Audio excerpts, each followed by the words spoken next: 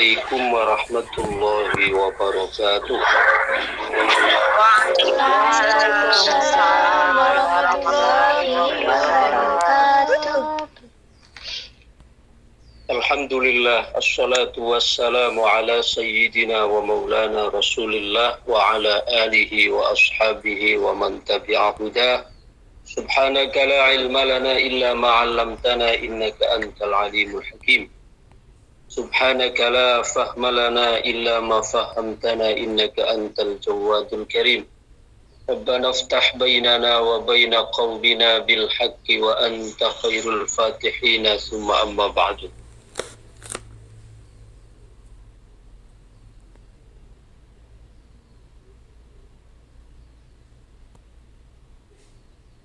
Alhamdulillah, pada kesempatan pagi hari ini kita bisa kembali hadir dalam kegiatan kajian kitab Al-Hikam di Sidnal Imam Ahmad Ibnu Athaillah As-Sakandari radhiyallahu anhu wa ardah wa afadha alaina min barakatihi wa anwarihi wa asrarihi fid dharaini amin ya rabbal alamin. Bismillahirrahmanirrahim. Sebelum kita melanjutkan kepada pembahasan berikutnya, kita ulangi secara singkat pembahasan kita pada pertemuan minggu yang lalu mengenai min alamati iqamatil haqqi laka fi syai'i iqamatuhu iyyaka fihi ma'a husulin nataij. Di antara tanda Allah Subhanahu wa ta'ala memposisikan kita pada suatu tempat atau suatu pekerjaan atau profesi, tandanya adalah kita di dalam keadaan tersebut menghasilkan apa yang kita harapkan dengan tidak melanggar aturan-aturan Allah, yang juga dengan tidak menjadikan apa yang kita tekuni itu melalaikan dari Allah Subhanahu wa ta'ala. Ini kemarin hari Sabtu yang lalu, ini ada tamu dari Kalimantan. Kalimantan bertamu ke saya. Dia bercerita tentang pekerjaan yang ditekuni. Jadi beliau ini sebenarnya orang yang memiliki tekad untuk menjadi orang baik. Cuma pergaulannya yang belum mengizinkan, pergaulannya yang belum mendukung. Karena beliau setiap kali pulang ke Jawa Timur, beliau asalnya dari Jawa Timur, cuma bekerja di sana. Mulai dari awalnya bekerja sebagai sebagai sopir bis, kemudian sampai sekarang beliau bekerja sebagai sebagai sales sepeda motor. Jadi masuk sepeda motor dari Jawa kemudian didistribusikan di Kalimantan sana. Nah, beliau selalu cerita karena setiap kali pulang beliau selalu menyempatkan bertemu saya. Yang terakhir itu sekitar 2 tahun yang lalu sebelum berangkat ke Kalimantan itu. Jadi beliau ada niat untuk menjadi orang baik. Ini sudah hal positif yang patut kita acungi jempol. Memang beliau memiliki latar belakang dulu sebagai taruhlah anak jalanan lah begitu. orang-orang gerombolan anak-anak nakal begitu. Tapi masih ada tekad untuk menjadi orang baik. Akhirnya waktu 2 tahun yang lalu datang ke sini, beliau ya sambil curhat tentang latar belakang kenapa kok ingin kerja di Kalimantan, karena di sini hutangnya banyak dan seterusnya. Yang mana hutang-hutang tersebut itu sebenarnya beliau hanya korban karena beliau itu adalah 2 bersaudara, cuma oleh karena beliau itu kalah power dengan kakaknya yang perempuan, sehingga harta beliau itu yang menjadi warisan dari orang tuanya itu dijual semua oleh kakaknya. Bahkan orang tuanya yang meninggalkan hutang itu dijadikan sebagai tanggungan kepada anak yang laki-laki ini. Sehingga beliau memilih untuk merantau ke Kalimantan, ya. Jadi sopir bis awalnya. Kemudian setelah di sana itu beliau ya komunitasnya atau perhimpunannya ya orang-orang yang lalai, dalam arti yang jarang sholat, bahkan yang paling, kata beliau, yang paling parah itu adalah di karaoke, ya, di karaoke, di diskotik lah ya, walaupun menurut pengakuan beliau alhamdulillah sejauh ini tidak sampai melakukan yang itu. Okay. Cuma kalau masuk ke sana itu sudah biasa. Akhirnya beliau bertanya bagaimana supaya saya berubah, dalam arti ingin sekali untuk menjadi orang yang baik dengan meninggalkan dunia kelamnya ini. Akhirnya saya kasih saran untuk membuang semua kontak yang ada dari teman-temannya, karena beliau itu korban dari pengaruh teman-temannya. Akhirnya singkat cerita, teman-temannya yang selalu menghubungi karena selalu diajak dan seterusnya, ganti nomor beliau yang lama itu dibuang dan ganti nomor baru, sehingga mereka tidak mengetahui ya, kontak beliau. Berjalanlah itu sekitar 1 tahun. Ya, beliau mampu melakukan itu 1 tahun. Artinya sudah mulai membangun kehidupan baru, gitu, dengan meninggalkan teman-temannya itu yang dulu sangat mempengaruhi kehidupan beliau. Akhirnya beliau lebih fokus kerjanya itu ketika misalnya shift pagi, shift siang fokus kerja, malam istirahat. Kalau shift malam maka siang istirahat, begitu seterusnya. Sampai akhirnya karena beliau merasa di antara kenalan dari teman-temannya yang dulu itu adalah memberikan memberikan kontribusi di dalam kelancaran usahanya, maka beliau mencoba untuk mencari kembali nomor-nomor itu. Ya, mencoba untuk mencari nomor-nomor tersebut. Setelah didapatkan, kembalilah di situ terjadi komunikasi lagi. Ya, walaupun awalnya hanya berbicara seputar usahanya, tapi kemudian ya karena teman lamanya itu juga masih berada di dunia gelapnya, maka secara otomatis dia menularkan kembali perangi-perangi buruk itu dan kembali mempengaruhi, diajak lagi. Ya. Bahkan waktu-waktunya banyak yang hilang dan seterusnya. Walaupun beliau sendiri, saya merasa itu beliau artinya bertanya seperti ini sudah menjadi tanda bahwa beliau itu masih ada setitis dari kesadaran yang ada di dalam hati nuraninya. Ya. Akhirnya kemarin waktu kesini saya beri masukan, kata saya memang di dalam kita bertekad untuk tobatlah, taruhlah, itu adalah perlu terhadap keyakinan dan pengorbanan yang ekstra.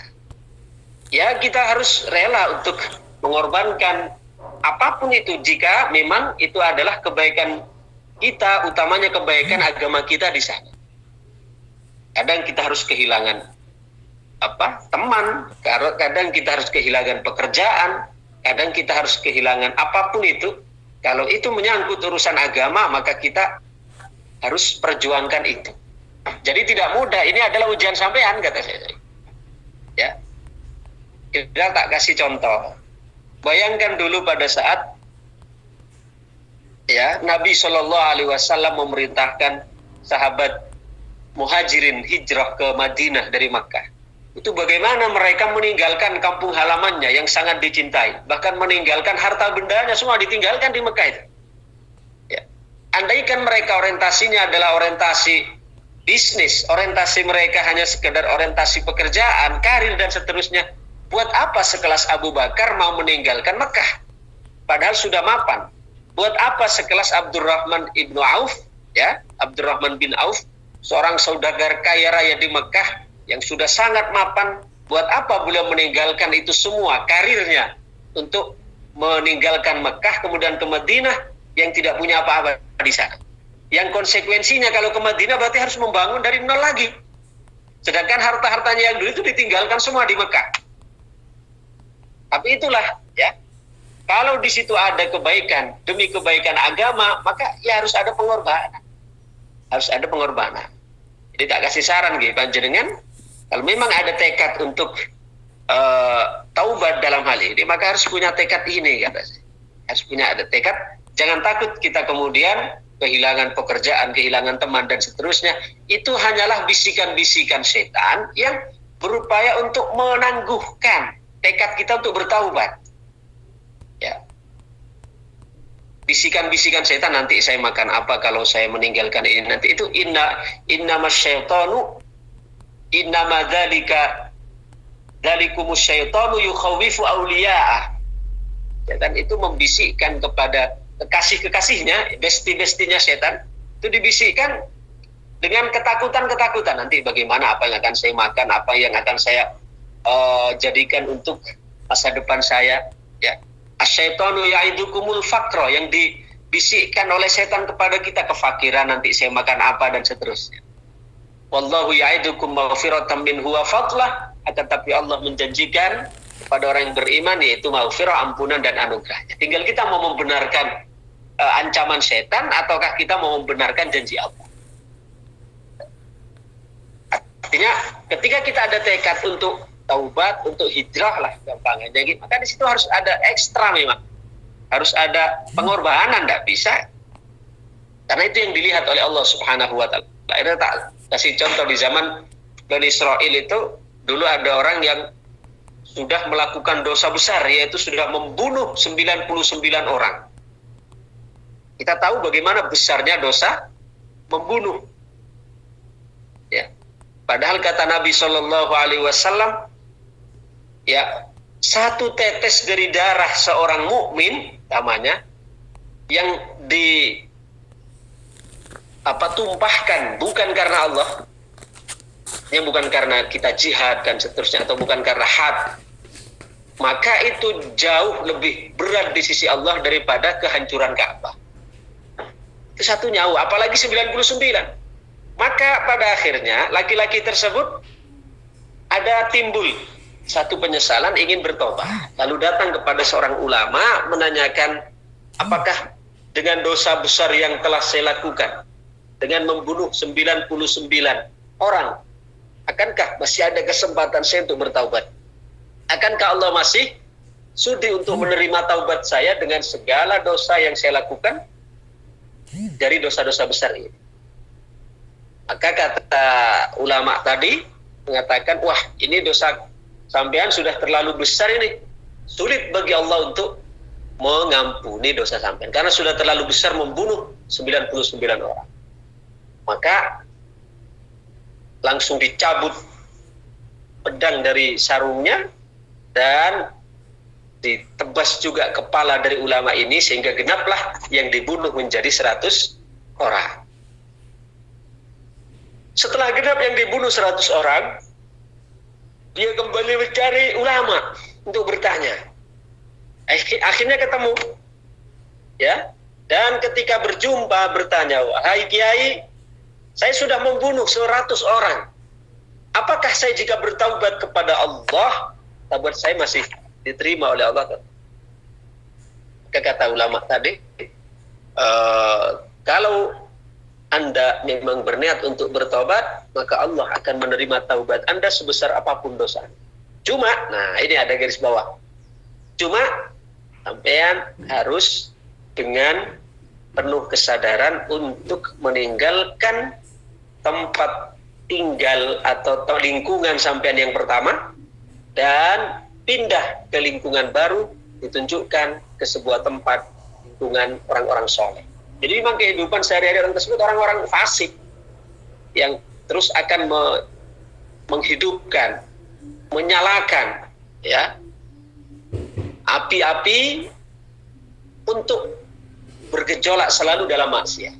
Maka di situ kiai yang didatangi terakhir ini menyarankan kalau memang sampai ingin taubat, Allah akan menerima walaupun sebesar apapun dosanya. Cuma harus ada pengorbanan di situ. Dan harus meninggalkan kampung sampean yang pertama. Harus meninggalkan ya lingkungan sampean yang pertama ke lingkungan baru, ditunjukkan ke sebuah tempat. Yang di situ adalah hidup orang-orang soleh, orang-orang baik. Ya, setelah itu pergilah, ditinggalkan kampungnya yang pertama. Ini artinya simbol pengorbanan kan? Ya, kan memang ada niat taubat, ya harus ada pengorbanan, harus ada yang kita tinggalkan. Kalau memang yang memicu kita untuk melakukan maksiat itu lingkungan, ya harus kita tinggalkan lingkungan itu. Ya.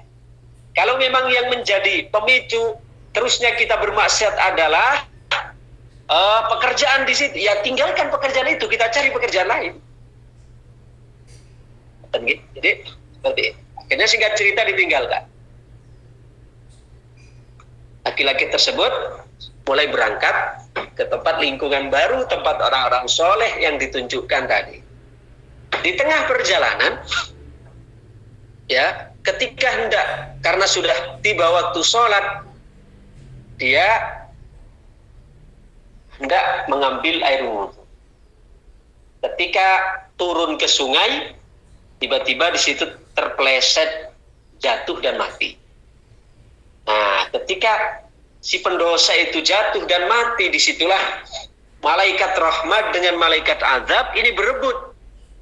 Yang kata malaikat azab, ini bagian saya untuk dibawa ke neraka ini, karena dia sudah melakukan dosa besar, telah membunuh 100 orang selain dosa-dosa yang lain.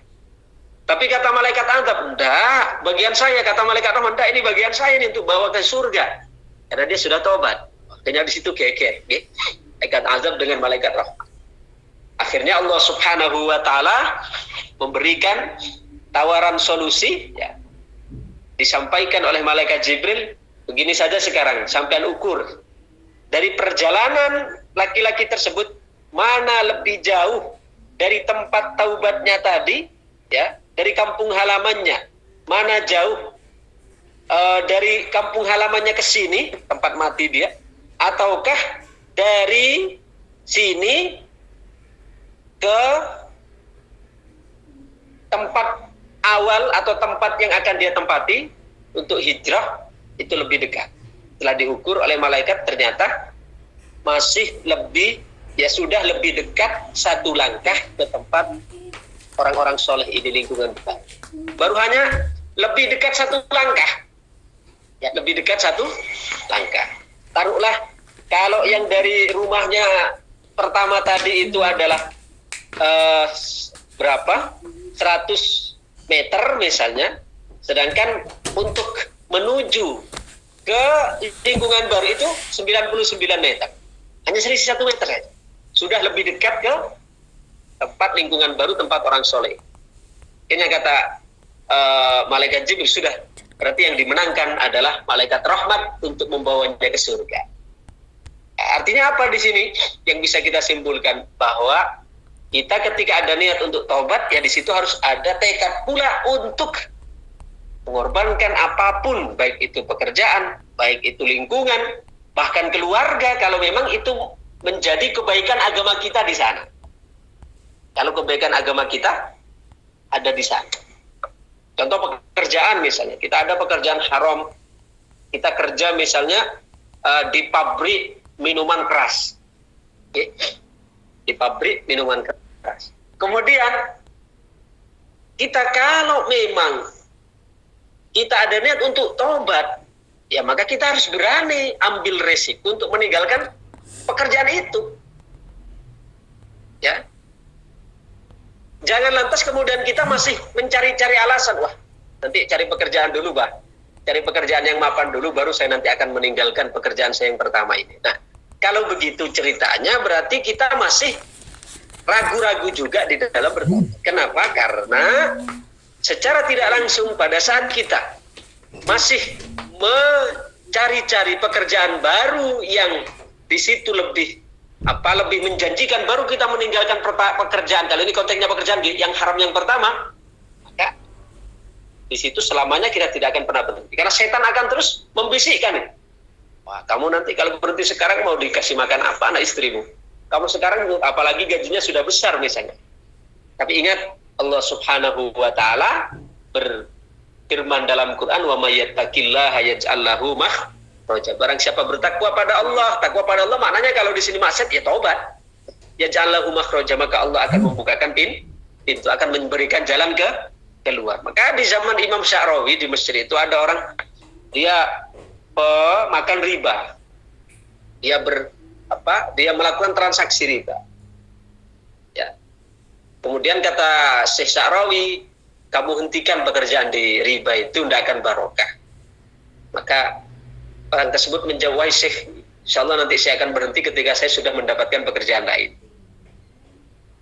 Dan saya persiapkan pekerjaan lain dulu, baru saya akan berhenti di transaksi riba ini. Apa kata Syekh Sya'rawi? Wah, kamu keliru.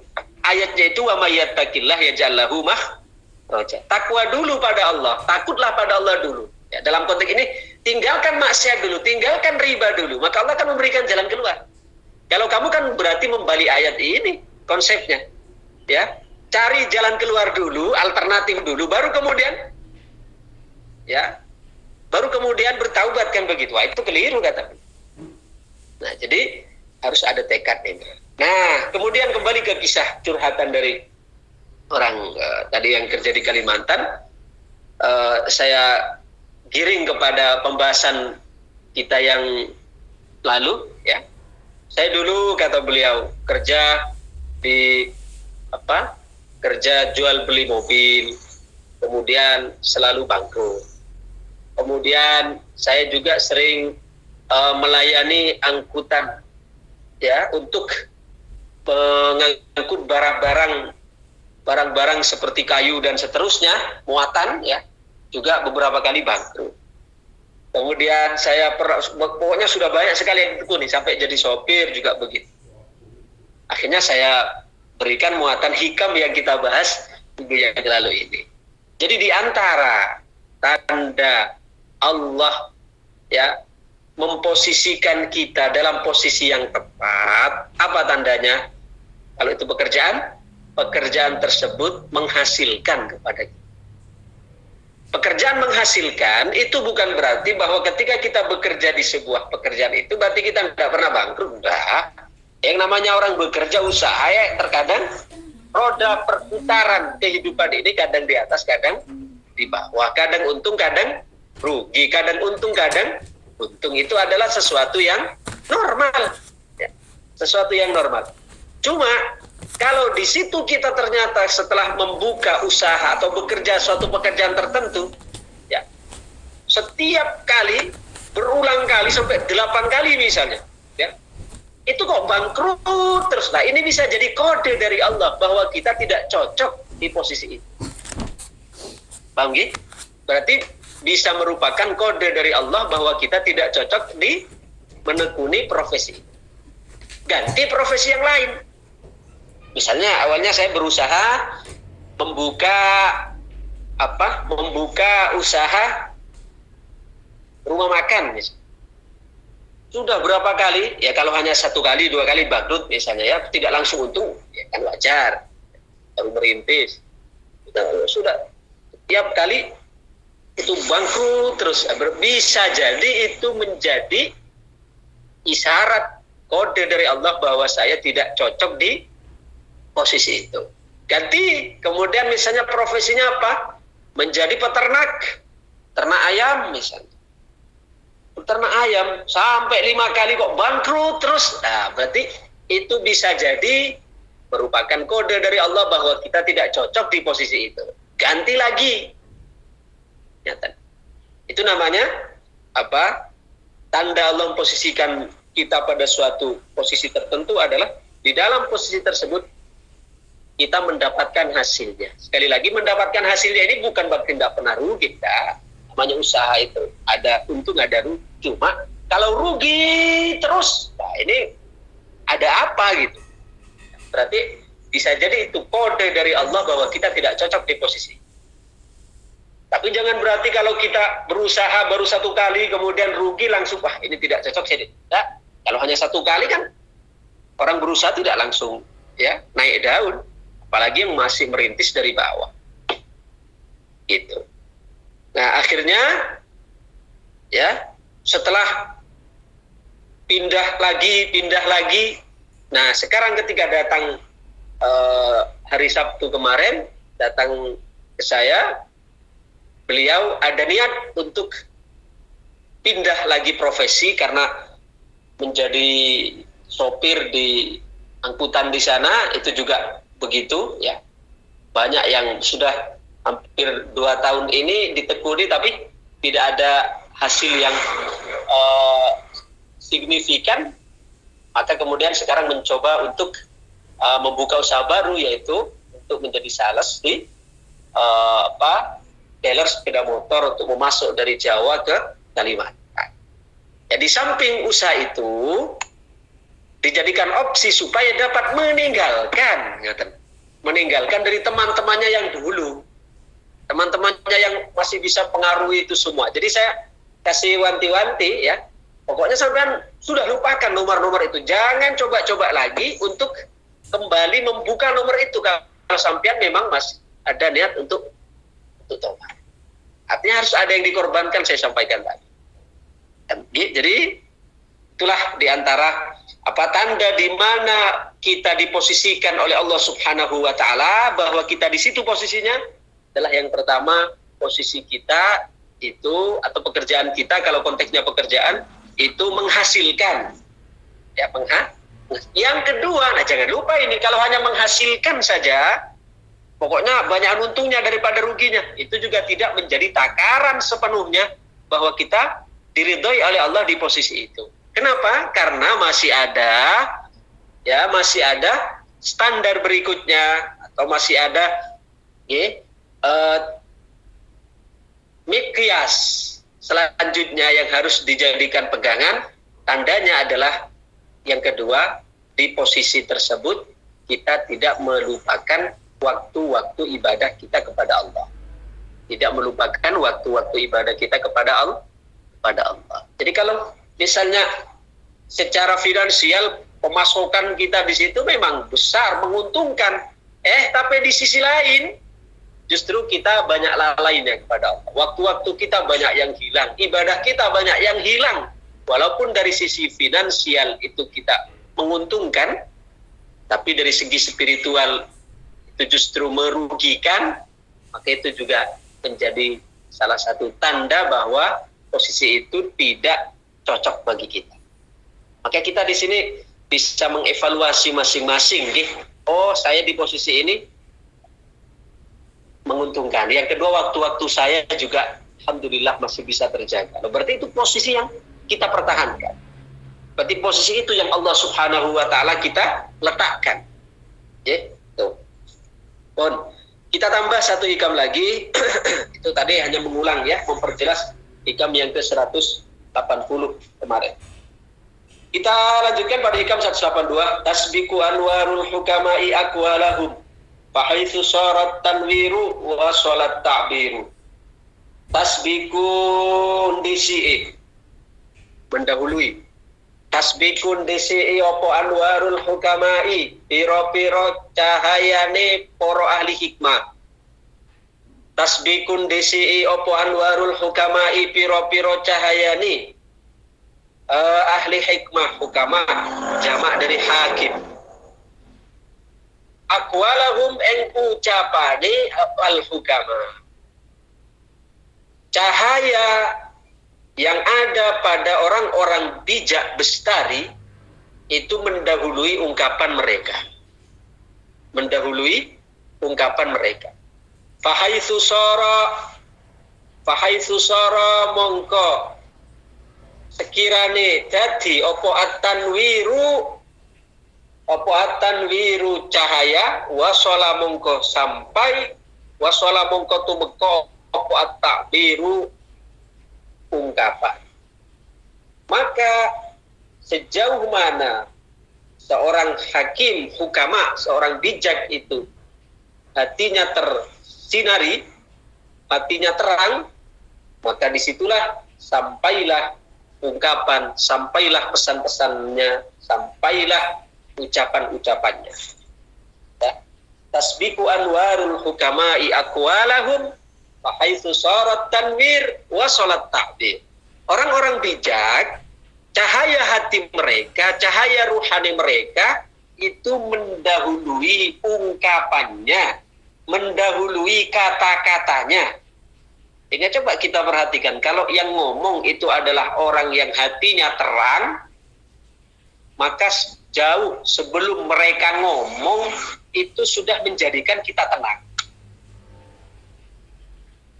Sebelum mereka mengeluarkan nasihat, sebelum mereka memberikan kita wejangan, itu saja sudah memberikan setruman, memberikan sentuhan yang tidak dapat diungkapkan lah. Jauh sebelum mereka ngomong, jauh sebelum mereka beri nasihat, sudah ada getaran pada jiwa kita. Ya. Fahaitsu sarat tanwir, maka sejauh mana seorang tersebut, seorang hukama itu hatinya tersinari, hatinya terang, maka sejauh itu pula akan sampai ungkapan-ungkapan. Artinya, ungkapan dari orang bijak bestari itu bukan hanya hiasan mulut belaka, tapi itu memang berdasarkan dari pencerahan bahkan pengalaman ruhani yang mereka rasakan. Sehingga karena itu berasal dari pengalaman ruhani yang mereka rasakan, jauh sebelum mereka mengungkapkan, kita sudah mendapatkan ketenangan, sudah mendapatkan pencerahan. Satu contoh, orang yang punya sabar, orang yang punya sabar. Jauh sebelum mereka ngomong tentang sabar, kalau dia orang ahli sabar, itu sudah akan memberikan sentuhan kepada kita dengan perilakunya, dengan akhlaknya, dengan karakter. Kenapa? Karena jiwa mereka terterangi oleh kesabaran, sehingga sebelum mereka mengungkapkan tentang kata-kata sabar itu mereka sudah terterangi terlebih dahulu jiwanya, sehingga jauh sebelum mereka berkata tentang sabar, kita sudah mampu merasakan kesabaran yang terpancar dalam jiwa mereka. Paham? Ini yang dimaksud tasbiqu anwarul hukama'i aqwalahum fa haitsu sarat tanwir wa salat ta'bir. Jadi orang-orang yang seperti ini kadang ungkapannya singkat-singkat. Ya, kadang ungkapannya itu pendek-pendek tapi mengena. Karena apa? Karena jiwa mereka terterangi, jiwa mereka terang, jiwa mereka penuh dengan cahaya, sehingga akan menerangi pula jiwa orang-orang yang berada di hadapannya, orang-orang yang mendengarnya, orang-orang yang bersama. Kalau kita kan enggak. Kalau saya berbicara itu kan memang bahasa buah bibir, bahkan dipoles dengan bahasa-bahasa yang sekiranya menarik. Tapi hati saya tidak ada penerangan, tidak ada pencerahan. Maka sebagus apapun redaksinya, kalau tidak keluar dari hati yang terang, tetap akan terasa janggal. Ya, walaupun secara redaksi mungkin berima, mungkin bersajak, mungkin berbentuk puisi, berbentuk pantun, tapi kalau keluar dari hati yang gelap, sepindah apapun redaksinya, tetap tidak akan memiliki kesan yang baik kepada pendengar. Ya mungkin hanya indah di telinga saja, tapi tidak menembus sanubari, tidak menembus hati pendengar. Karena al-kalamu idza kharaja minal qalbi dakhala ilal qalb. Ya, ungkapan, kata-kata itu jika keluar dari hati, maka akan masuk juga ke pendengaran hati. Kalau keluar dari hati, yang mengucapkan itu dari hati, maka akan masuk juga diterima oleh telinga hati. Tapi wa idza kharaja minal lisan, kalau hanya sekedar keluar dari hiasan bibir saja, jika hanya keluar dari sekedar ucapan kata-kata, fahadduhul adzan, maka batasannya itu hanya masuk di telinga. Istilahnya masuk telinga kanan, keluar telinga kiri. Kenapa? Karena itu hanya keluar dari lisan saja, tidak keluar dari hati. Ungkapan yang keluar dari hati akan menembus masuk ke hati. Ungkapan yang keluar dari lisan, maka batasannya itu hanya sekedar akan didengar oleh telinga. Tidak sampai menusuk ke hati, hanya di telinga saja. Masuk di telinga kanan, keluar di telinga kiri. Demikian, mudah-mudahan menjadi tambahan ilmu yang manfaat bagi kita semua, sehingga kita selalu banyak mengevaluasi diri, sehingga kita mengalami terus peningkatan secara spiritual, jadi lebih dewasa, lebih bertakwa kepada Allah Subhanahu wa Ta'ala. Dan insya Allah kita sempurnakan syarah atau penjelasan dari hikam ini, tasbiqu anwarul hukama'i aqwalahum fahifu sorot tanwir wa sholat ta'wir. Insya Allah syarahnya, penjelasan lengkapnya nanti akan saya baca pada pertemuan minggu yang akan datang insya Allah. Demikian, Allahumma sholli ala sayyidina Muhammad wa ala alihi wa sahbihi wa barik wa sallim ajmain. Alhamdulillahi rabbil alamin. Hamdan yuwafi ni'amahu wa yukafi'u mazidah. Ya Rabbana lakal hamdu kama yanbaghi li jalali wajhika wa 'azimi sultanik. Allahumma sholli sholatan tunjina biha min jamil ahwal wal afat wa taqdi lana biha jamil hajat wa tutahhiruna biha min jamil sayyi'at wa tarfa'una biha indaka 'ala darajat wa tuballighuna bi aqsal wayat min jamil khairat fil hayati wa ba'dal mamat. Rabbana zalamna anfusana wa illam taghfir lana wa tarhamna lanakunanna minal khasirin. Rabbana atina min ladunka rahmatan wa hayyi lana min amrina rasyada. Rabbana atina fid dunya hasanah fil akhirati hasanah wa qina adzabannar. Sallallahu alaihi wasallam Muhammad wa ala alihi wasallam. Alhamdulillahi rabbil alamin. Assalamualaikum warahmatullahi wabarakatuh. Waalaikumsalam warahmatullahi wabarakatuh.